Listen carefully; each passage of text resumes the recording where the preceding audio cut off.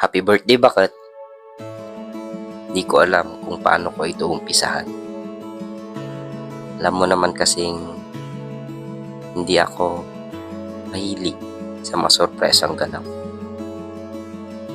Pero hindi lahat pwedeng daanin sa sorpresa. Importante, nandyan ka.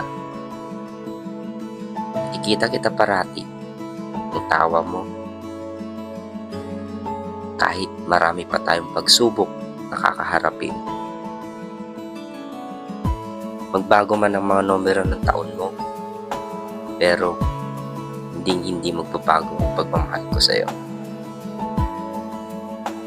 Alam naman natin, ikaw ang boss ko.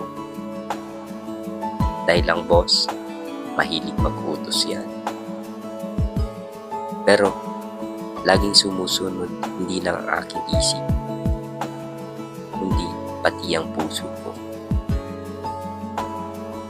Isa na sa mga perpektong gawa ng Diyos kung nandyan ka at sinakambal sa aking buhay.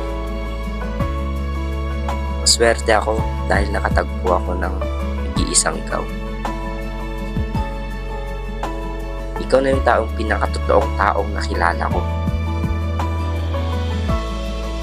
Lagi mong sinasabi, maswerte ako dahil ikaw ang napangasawa ko.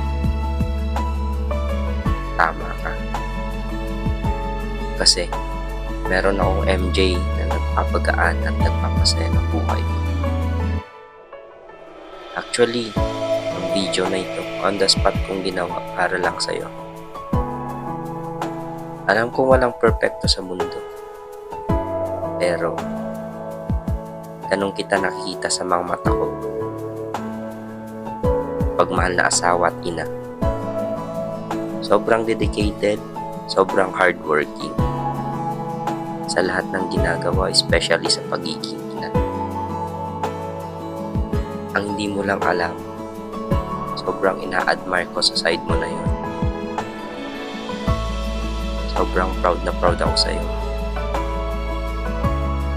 Nagpapasalamat ako kay Lord na binigay ka niya sa akin. Maligayang kaarawan sa iyo, Mami. Maraming salamat kay Lord sa mga parents mo, sa buhay na binigay nila sa iyo. Wish ko sana matupad ang goal natin. Happy birthday, Mami. I love you so much.